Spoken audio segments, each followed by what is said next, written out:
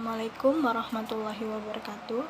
Perkenalkan, nama saya Dea Oktarini, NIM 19681004. Saya dari kelompok 3. Yang terhormat Bapak Hendrianto MA, mata kuliah Lembaga Keuangan Syariah. Baiklah, langsung saja saya akan mempresentasikan materi tentang bank syariah. Terdapat pokok pembahasan. Yang pertama, konsep bank syariah. Yang kedua, sejarah bank syariah. Yang ketiga, jenis bank syariah.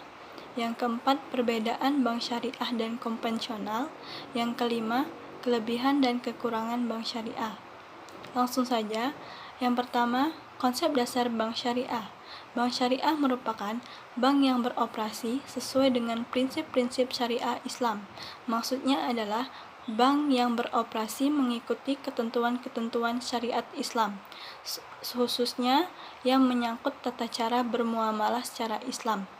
Kedudukan bank syariah dalam sistem perbankan nasional terbuka setelah dikeluarkannya Undang-Undang Nomor 7 Tahun 1992 tentang Perbankan dalam pasal 13 ayat C. Secara umum, konsep perbankan syariah menawarkan sistem perekonomian yang sesuai dengan syariat Islam dan prinsip syariah. Kedua, sejarah bank syariah. Sejarah perbankan syariah pertama kali muncul di Mesir pada tahun 1963. Inisiatif pendirian Bank Islam di Indonesia dimulai pada tahun 1980 melalui diskusi-diskusi bertemakan Bank Islam sebagai pilar ekonomi Islam. Tahun 1990, Majelis Ulama MUI membentuk kelompok kerja untuk mendirikan Bank Islam di Indonesia. Sebagai hasil kerja tim perbankan MUI tersebut adalah berdirinya Bank Syariah pertama kali di Indonesia, yaitu PT Bank Muamalat Indonesia yang sesuai akte pendiriannya, berdiri pada tanggal 1 November 1991. Sejak tanggal 1 Mei 1992, Bank Muamalat resmi beroperasi. Pada tahun 1998, pemerintah dan DPR melakukan penyempurnaannya. Undang-Undang Nomor 7 Tahun 1992 tersebut menjadi Undang-Undang Nomor 10 Tahun 1998. Ketiga, jenis-jenis bank syariah. Yang pertama, bank umum syariah atau BUS seperti Bank Muamalat, Bank Mandiri Syariah, dan Syariah Indonesia. Yang kedua, unit usaha syariah atau UUS seperti Pegadaian Syariah, Perhotelan Syariah, dan Koperasi Syariah. Yang ketiga, BPR Syariah seperti Bank Pasar, Lubung Desa, dan Bank Kredit Rakyat. Yang keempat, perbedaan bank syariah dan konvensional. Yang pertama itu ada falsafah. Pada bank syariah tidak berdasarkan atas bunga, spekulasi, dan tidak kejelasannya. Sedangkan pada bank konvensional berdasarkan atas bunga. Yang kedua, operasional. Pada bank syariah, dana masyarakat berupa titipan dan investasi baru akan mendapatkan hasil jika diusahakan terlebih dahulu.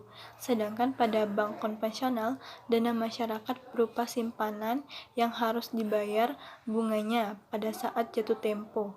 Yang ketiga, pada sisi penyaluran.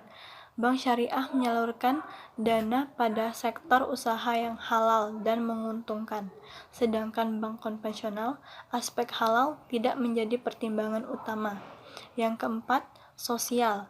Pada bank syariah, aspek sosial dinyatakan secara eksplisit dan tegas yang tertuang dalam visi dan misi perusahaan. Sedangkan pada bank konvensional, tidak tiap harus tersirat secara tegas. Yang kelima, kelebihan dan kekurangan bank syariah. Kelebihan yang pertama, kuatnya ikatan emosional keagamaan antara pemegang saham, pengelola bank, dan nasabahnya. Dari ikatan emosional inilah dapat dikembangkan kebersamaan dalam menghadapi resiko usaha dan membagi keuntungan secara jujur dan adil. Yang kedua, penerapan sistem bagi hasil yang ditinggalkannya sistem bunga menjadi bank Islam lebih mandiri daripada pengaruh gejolak moneter baik dari dalam maupun dari luar negeri. Yang ketiga, fasilitas pembiayaan, al-mudharabah dan al-musyarakah. yang tidak membebani nasabah sejak awal dengan kewajiban membayar biaya secara tetap.